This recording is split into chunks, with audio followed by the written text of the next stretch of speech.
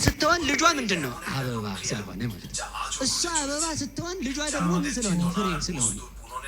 አንድ ሰው ነበረ ለእመቤቴ ምን ላድርግላት ብሎ አሰበና ተመልከቱ 50 የጽጌረዳ አበባ ቆርጦ አክሊል ሰርቶ ስዕል አድኖ አለ አክሊል ደፋለት።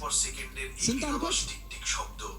ማይሌት ጽጌ ተመልከቱ። የጽጌ አበባዋን ጽጌዋን ስደቷን በማሰብ ያንን ደፋላት ያል እስኪ በሉላችሁ ምን ላድርግላት በሉ። ለሃይማኖቴ መሰረት ለሆነች ምን ላድርግላት አለና ተመልከቱ አንድ ነገር አሰበ።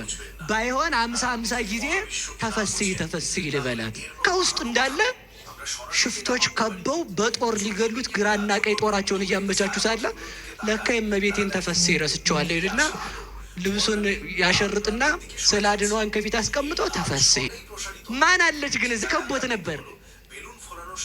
የድንግል ማርያም ስዕል አለ። ማን ከቦት ነበር? ሽፍታ ከቦታል። በምን ሊገሉት? በቀስት ማለት እና ተመልከቱ ካፉ ያ ቀድሞ ለሷ የሰራለት የጽጌረዳ አበባ ካፉ እየወጣ በእጇ 50 ጊዜ ስትቀበለው ሽፍቶቹ አዩ ሲል ሽፍታዎቹ መተው ሰገዱለት። ከዛ ሲሰግዱለት ምን አላቸው መሰላችሁ? አንተ ሰው ማነህ ግን የት ሀገር ጻድቅ ነህ አሉት። ኧረ ተው እኔ ወንበዴና ማረባ ኃጢአተኛ ያረገችው መላእክት የከበቧት ማናት?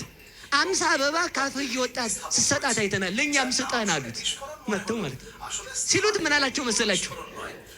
አይ እንግዲያውስ ምን እያረክ ነበር ካላችሁኝ እኔ እያልኩ የነበረው ተፈስይ ነው።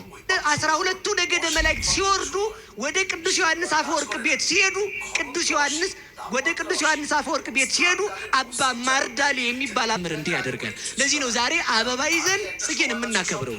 የጽጌ ማህሌት ብለው ሊቃውንቱ በማህሌቱ የጽጌረዳ አበባ የሚይዙት ለጌጥ አይደለም። መልኩ